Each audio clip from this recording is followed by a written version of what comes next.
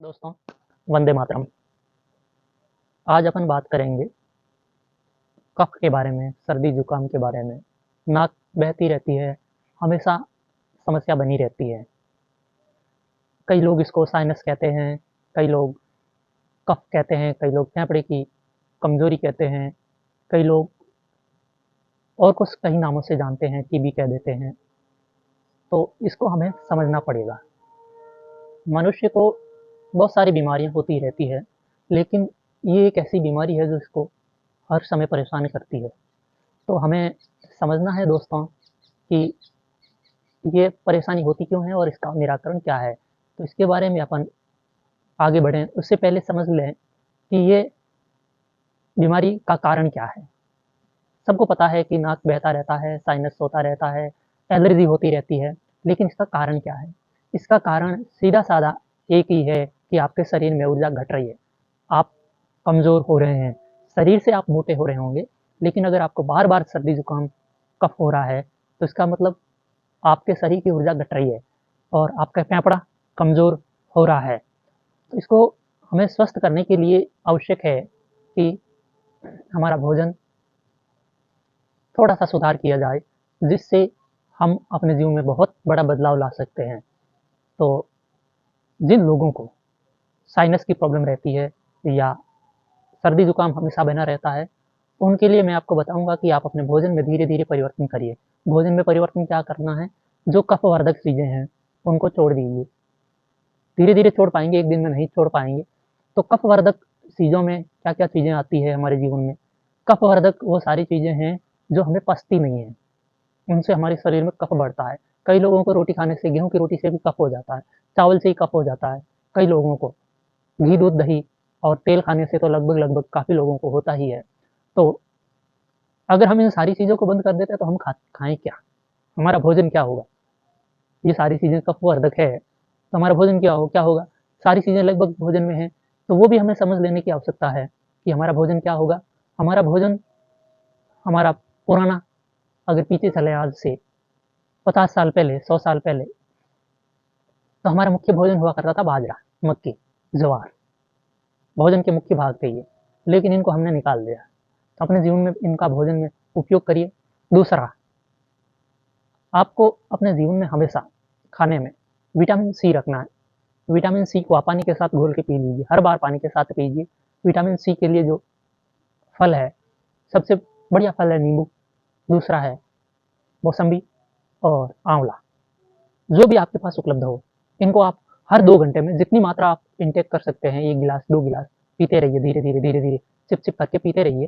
थोड़ा सा पानी ध्यान रखना है कि ये पानी ठंडा नहीं हो, नॉर्मल पानी हो या हल्का सा गुनगुना पानी हो, इसके साथ आप इसको पीते रहिए। जो विटामिन सी है आपको इसको निरंतर अपने भोजन में शामिल कर लेना है, पीने में, पानी में शामिल कर लेना है।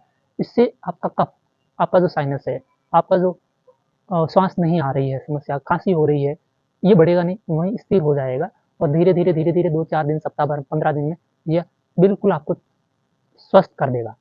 तो इसलिए थोड़ा सा खाने में बदलाव करना है। और दूसरा बदलाव ये करना है कि आपके आसपास की हवा, वातावरण शुद्ध हो, साफ हो, प्रकृति के नजदीक हो। तो इस प्रकार से अगर आप प्रकृति के थोड़ा नजदीक चले जाएंगे तो शुद्ध ऑक्सीजन, शुद्ध वातावरण की शुद्ध हवा हमें मिलेगी। जो शुद्ध हवा हमारे फेफड़े को ऊर्जा देगी। जब हमारे अंदर हवा साफ सुथरी मिलेगी तो पूरा शरीर स्वतः स्वस्थ होने लगेगा। तो अपने जीवन को थोड़ा सा समय प्रकृति के साथ लगावें। प्रकृति हमें बहुत जल्दी स्वस्थ करती है। 100 दवा एक हवा। इसलिए आप हवा से जरूर अपना वास्ता रखिए। सुबह सुबह आप प्राणायाम करिए, योगासन करिए और प्रकृति के साथ तालमेल बैठाइए। कुछ भी नहीं कर सकते तो साफ सुथरी हवा में सुबह जल्दी उठ के बैठ जाइए। बहुत सारे लोग हैं 8 बजे उठते हैं, तो उस समय उनको शुद्ध हवा नहीं मिलती है। आप कुछ नहीं करना है, केवल 6 बजे उठ के ताज़ी हवा में बैठ जाइए, ताज़ी हवा में सो जाइए, तो ही आपके लिए पर्याप्त होगा। जैसे कि हम पूरी रात एक कमरे में बंद रहते हैं, तो वहाँ पर वही हवा हम ले रहे हैं जो छोड़ रहे हैं, तो उस हवा का कोई उपयोग ही नहीं है। इसलिए अपने जीवन में ताज़ी हवा का उपयोग करना प्रारंभ कर देंगे तो आपके शरीर की ऊर्जा धीरे धीरे धीरे धीरे बढ़ने लगेगी। और साथ में कुछ योगासन, व्यायाम और प्राणायाम भी अपना लीजिए। ये सारी चीज़ें आप किसी दक्ष गुरु के साथ में रहकर करें तो अच्छा रहेगा। किसी से सीख कर करें तो बढ़िया रहेगा कि आपके शरीर में कितनी क्षमता है, कितना आप आसन कर सकते हैं, कितना प्राणायाम कर सकते हैं।